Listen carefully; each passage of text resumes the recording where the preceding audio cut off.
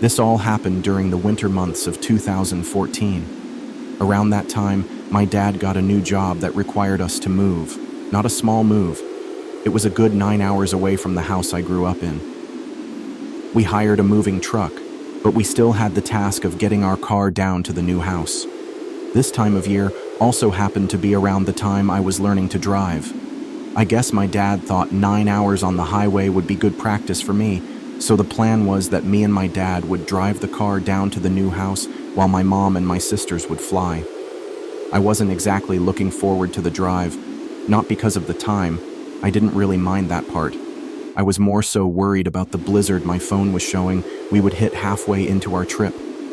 Driving in the snow as a new driver is not something I really ever wanted to experience.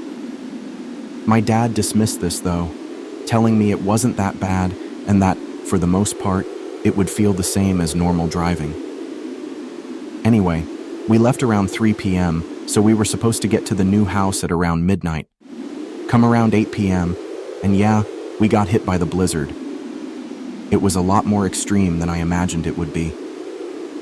Although, my dad must have trusted my inexperienced driving for whatever reason, as he never once said anything about wanting to take over the wheel. So I kept going. Eventually, my nightmare would come true.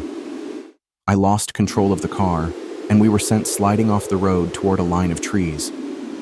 In the moment, I tried my best to avoid them, but the car slightly grazed one. Luckily, I don't think my dad was that mad. It's not like we hit a tree head-on at full speed. We got out to assess the damage, and by some miracle, there was nothing but a slight scratch on the back passenger side door. I held back a laugh of genuine relief. Just then, I noticed a vehicle coming up the road with some extremely bright high beams on. As it got closer, it started honking and continued doing so until it pulled up right next to us. The guy rolled down his window. I figured he was going to ask us if we needed help, but no. He looked at us and began some awkward small talk, completely ignoring the situation we were currently in. My dad just kind of looked at the dude and told him we didn't have time to talk and asked what he needed. The guy responded with something like, "Oh, I just noticed you dropped something about a mile back. I think it fell into your trunk." Now, we did have a few things in our trunk that we didn't send with the moving truck, but there was no way any of it could have fallen out, or at least I thought. I looked at my dad and asked him if there was any way something could have fallen out. My dad started his response but was interrupted by the man saying, "Well, you must have, because I was right behind you. It's in my back seat here. Why don't you go ahead and get it so I can get out of here?" I figured it couldn't hurt to look, just in case we actually had dropped something somehow. But right as I put my hand on the guy's backseat door handle, my dad abruptly yelled at me, saying that we didn't lose anything and to get back in our car immediately. A few seconds of silence, with my hands still on the door handle, went by. Yelling was completely out of character for my dad, though. I eventually listened to him and got back in our car. We drove off with not another word being said by either us or the guy. I couldn't help but notice the extremely disturbing and almost angry face of the driver as we drove past him. Once we got a few miles down the road, my dad apologized for yelling at me. I, of course, told him it was fine, just that I wasn't really expecting it. I will never forget what he said next. He said he felt like he had to, because while I was heading towards the guy's back door, through the window, he could just barely make out the silhouettes of two men waiting on the other side. He explained that, by the looks of their movements as I was walking towards the door, upon opening the door I would either be attacked, kidnapped, or worse. Hearing this was a complete shock to me, but to this day, I'm still glad my dad told me what he saw. It taught me at a young age that not everyone has the best intentions in this world. However, at the end of the day, we can't 100% confirm the guy had bad intentions. But I myself truly believe my dad's instincts were correct. The whole situation just didn't add up. Why would there have been two men waiting right at the door for me to open it? And on top of that, when we got to our new house, we were able to verify that nothing was missing from our trunk. Thinking about this whole experience still scares me, even today. This happened when I was 18. I had just finished my first semester of college, and a couple of friends I had met there planned to rent a cabin on a lake for the weekend through Airbnb. They asked if I wanted to go, and I said yes. I didn't really know much about the destination, but I decided to go regardless. I was done with finals and, honestly, felt like I could use some solid time away from it all. So, my two friends and I, who I'll just call Brad and Dustin, were set to leave. The cabin was about an hour away. When we arrived, we unpacked our things and got settled inside. The first night was honestly kind of creepy, at least for me, because the cabin was pretty remote. It was the only one on the lake, and, as far as I'm concerned, the only one within miles of nothing but forest. I'm someone who's used to being in cities with lots of people, not quite forest with the occasional howl of coyotes. Needless to say, it was a scene I'd have to get used to. But all things considered, the first night was completely fine. It was the second night where things took a turn. All throughout the second day, a blizzard raged outside. We didn't really plan for it. I guess none of us thought to check the weather before making the trip. I mean, you gotta remember, all three of us were only 18 at the time, so not the brightest. Anyway, on the second night, Brad and I slept in our own bedrooms upstairs while Dustin slept on a couch downstairs. I think it was around 2 a.m. when Dustin went upstairs and woke us both up, saying the outside motion light kept turning on and off. Brad told him it was most likely just an animal activating it, or the light simply being activated by the motion of the falling snow. But what Dustin responded with was pretty terrifying. He explained that's what he thought too, but after looking outside, he saw what he described as something resembling the shadow of a person, around 6 feet tall. This definitely freaked us out a bit, but Brad, who was still convinced it had to be an animal, said he would go downstairs to check it out. And so that's what he did. Meanwhile, Dustin and I stayed upstairs. A good 3 minutes went by when a blood-curdling scream rang out downstairs. Dustin and I ran downstairs as fast as we could. Brad was lying on the floor, pointing at the living room window. We looked out the window, but there was nothing. He practically screamed at us to go upstairs, and so the three of us did. The rooms in the cabin didn't have locks, so we resorted to barricading ourselves in one of the bedrooms. Brad quietly explained that when he got downstairs, he started by looking out all the kitchen windows, and when he didn't see anything, he made his way to the living room window. He pulled back the curtain and at first saw nothing, but not nothing like an empty, snowy forest. He literally saw pure black darkness. Confused, he kept his hands to his eyes and got closer to the window, but that's when he realized it was a person blocking the view. He then screamed and fell back. Now at this point, I hadn't seen anything myself. Don't get me wrong, I was still horrified, but in the back of my mind, I still wasn't ruling out the possibility that they might have been imagining things. Just then, the power cut out. It felt like my heart had completely stopped for at least 5 seconds. I was now hysterical. All doubt I had in the sightings Brad and Dustin experienced instantly vanished. I genuinely felt like my life was over in that moment. We had no weapons and, worse yet, no phone service. All we could do was sit and wait until daylight. Fortunately, nothing further occurred in that time. Once the sun was up, we took down the barricade and started getting our stuff.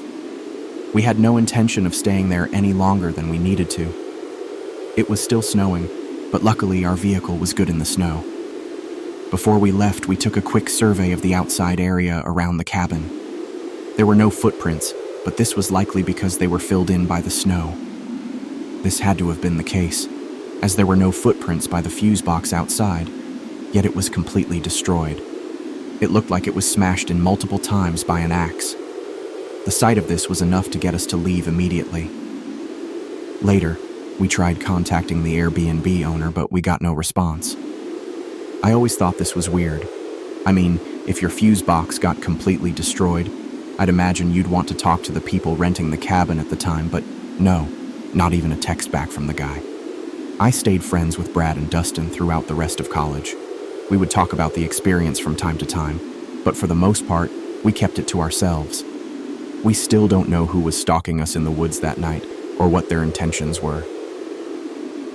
For a very short period of my life, I want to say it was around the time I was 15 or 16. I lived in a fairly small house in Vermont. My family didn't live there long. It was located in the forest and far from almost everything, making any task that required leaving the house pretty inconvenient. However, there's one experience I had at that house in the time I lived there that I'll likely never forget. It happened in January. I only remember that because I can recall New Year's Day being just a few days earlier. My cousin, Jason, and I were both still in school break at the time and planned to spend the night at my place. This was something we would often do. We would typically stay up until 2 or 3 a.m. playing Xbox, watching movies, or something along those lines. This all happened in the living room that night. We were watching a movie. I don't remember what movie it was, but that's not important. What I do remember is being maybe halfway through the movie when Jason kept looking out the window just slightly to the right of where we were sitting.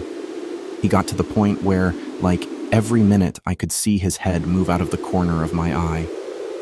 Now, I should mention that on that night, there was a heavy snowstorm happening. At first, I just thought he'd been watching the snowfall until I realized just how long he had been staring out the window. I asked him what he was looking at. He kept staring and responded, saying he thought he saw something. This instantly filled me with anxiety. I think this was mostly due to where we lived. Wild animals weren't all that common, and, like I mentioned earlier, we didn't really live near anything. So, someone on our property, especially at this hour and during a snowstorm, would 100% be cause for concern. Nothing happened for a couple of minutes. I kept asking follow-up questions, but he just told me to be quiet, like as if to be able to focus. That's when we saw it, the clear shadow of a person sprinting from one tree to the next. Both of us physically jumped in reaction. There was no sound, but the sheer sight alone was enough to startle us. Now, this was a good 200 feet out from the house, so we couldn't exactly tell if the person was coming closer or not. We both looked at each other and right back out the window, I guess as a way to confirm what we just saw. A couple of minutes went by when it happened again, but this time much further to the left of where the first sighting had occurred. Slowly, over time, the sightings became more frequent. It was clear by this point that there was more than just one person. Eventually, one of the figures got out from behind a tree, but this time, instead of moving behind another one, it just stood there. And after a couple of seconds, the figure started sprinting in our direction. This was enough to break us out of our trance of disbelief and make us run. I ran straight upstairs to wake up my dad, but by the time he got up and followed me downstairs, there was no one visible outside. Jason and I both explained to him what we had seen. Typically, I don't think my dad would have believed us, but I guess he was able to see the genuine panic in our eyes. We all went around the house, verifying all the doors and windows were locked. My dad then went outside, armed with a weapon. He briefly walked around the house before returning inside, but he found nothing. That night, we convinced my dad to fall asleep in the living room with us. Come morning, and the snowstorm had almost completely stopped, we went outside to better assess the situation in the daylight. We found multiple sets of footprints in the snow next to the trees facing our living room's window. They were pretty filled in from the snowstorm, but still clearly visible and recognizable as footprints. There were even some around the house, on top of the footprints my dad had made the night before. I even talked to my dad about it, and he said those had not been there when he went outside. Even more disturbing, our shed had been left completely open, with the only thing stolen being our hunting knives. None of this, however, would be enough to get my dad to call the cops. He always had this, we take care of our own mentality, and I guess he just never saw calling 911 as an option. We moved out of that house 2 weeks later, not because of the incident, but because that just so happened to be when we had planned to move. I was extremely grateful for this. At least as far as I know, Nothing happened in those 2 weeks. This whole experience still freaks me out to this day. Seeing firsthand multiple people on your isolated property in the middle of the night and during a snowstorm is straight out of a nightmare, and I do my best not to think about it.